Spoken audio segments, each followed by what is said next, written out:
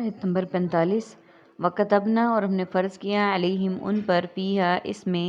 ان النفسا کہ بے شک جان بالنفسی جان کے بدلے والعینہ اور آنکھ بالعینی آنکھ کے بدلے والانفا اور ناک بالانفی ناک کے بدلے والاذن اور کان بالاذنی کان کے بدلے والسنہ اور دانت بالسنی دانت کے بدلے والجروح اور زخموں کا بھی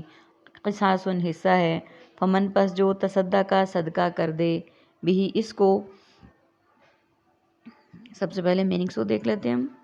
فلا لا تعداد لا علاج لا محدود تخشو وخشونی خشیت الہی العینہ عینی شاہد عین سامنے عین درمیان تشترو بے و شرع مشتری ہوشیار باش بآیتی قرآنی آیات سمنن زر سمن قلیلاً قلیل مدت قلیل دن یحکم حکم حاکم اور محکوم انزلہ نازل نزول اور منزل الکافرون کفر کفار اور کافر کے لیے استعمال ہوتا ہے کتبنا کاتب کتاب اور مکتوب کے لیے الجروح فاضل طب الجراحت آلات جراحی کے لیے ہم اردو میں بولتے ہیں قصاص دیت و قصاص میں قتل کرنا تصدقہ صدقہ و خیرات اور صدقات کے لیے ہم استعمال کرتے ہیں عربک کے ورڈز ہیں ہمارے پاس انفا ناک انفی ناک کے ناک اذنو بالاذن کان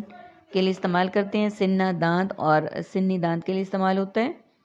اب دیکھیے آیت جو پچھلی تھی ہماری آیت نمبر 44 کہ اس میں کیا کہا گیا کہ تم نہ ڈرو، یعنی لوگوں کو یہ بار بار ثابت کروایا گیا ہے ریئلائز کہ تم لوگوں سے نہ ڈرو، صرف مجھ سے ڈرو اور نہ بدلے میں لو میری آیتوں کے تھوڑی قیمت، جو نہ حکم دے اس کا جو اللہ نے اتارا ہے تو وہی لوگ ہیں کافر۔ یعنی پہلے تو ڈرنے کی بات ہے جو ہم پچھلی اس میں کر چکے ہیں ایکسپلین اس کو، اب ہے کہ میری آیتوں کے بدلے تھوڑی قیمت نہ لو۔ اس کا مطلب یہ نہیں کہ اللہ کی آیتوں کو بیچنا شروع کر دے کوئی، نہیں، نعوذ باللہ، یہ مطلب نہیں ہے اس کا،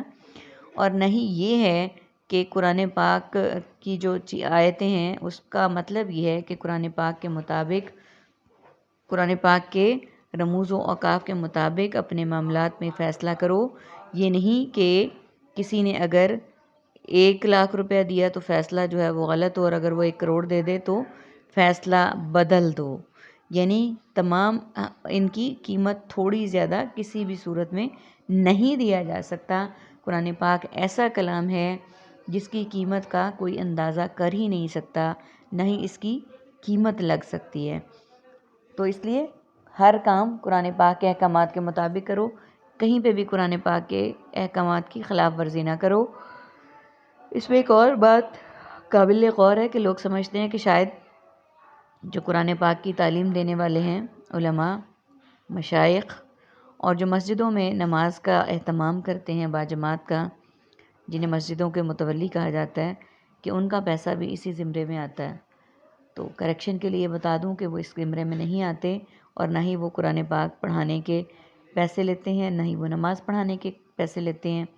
بلکہ وہ اس وقت کے پیسے لیتے ہیں جو وہ وقت صرف کرتے ہیں قرآن پاک کو پڑھانے میں یا نماز کے پڑھانے کے لیے مسجدوں میں باؤنڈ ہیں کہ وہ 5 وقت اذان دیں گے اور مقررہ وقت پر آ کے جماعت کروائیں گے۔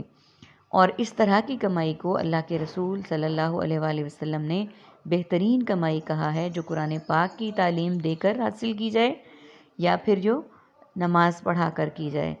تو اس لیے یہ قابل غور بات تھی۔ اللہ تعالی ہم سب کو صحیح سمجھنے، بیان کرنے اور اس پر عمل کرنے کی توفیق عطا فرمائے، آمین۔ آیت نمبر 45 اور ہم نے فرض کر دیا ان پر تورات میں، ہاں جی، اور یہاں پہ ہے کہ بے شک جان کے بدلے جان، یہاں پہ وہی بات ہے قصاص کی۔ میں واضح الفاظ میں پہلے بھی بتا چکی ہوں کہ قصاص ہر وہ چیز ہے، یعنی اگر انسان کو مارا گیا، انسان کو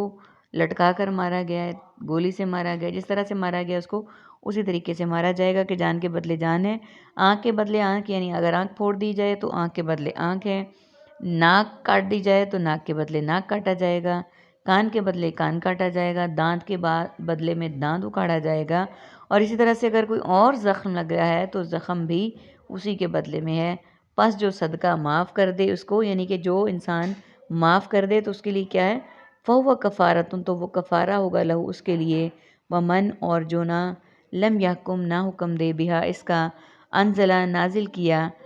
علیہ اللہ اللہ نے، فَأُولَئِکَ تو وہی لوگ ہیں، ہم الظالمون وہی سب ظالم ہیں۔ پہلے ان ورڈز کے میننگز دیکھ لیتے ہیں۔ کفارہ تو گناہوں کا کفارہ اور قسم کا کفارہ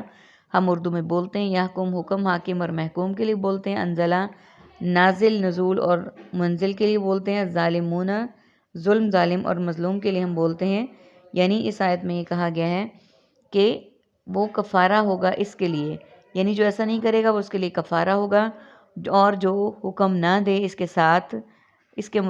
حکم کے مطابق جو اللہ نے نازل کیا تو وہی لوگ ظالم ہیں، یعنی جو اللہ کے احکامات کی خلاف ورزی کرتے ہیں، ان کے مطابق عمل نہیں کرتے، وہی لوگ ظالم ہیں۔ اللہ تعالی ہمیں ایسے لوگوں سے محفوظ رکھے اور ہمیں ایسا لوگ بننے سے بھی محفوظ رکھے۔ آمین ثم آمین۔ وآخر دعوانا ان الحمد للہ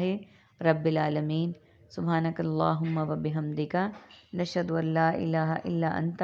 نستغفرک ونتوب الیک۔ السلام علیکم ورحمۃ اللہ وبرکاتہ۔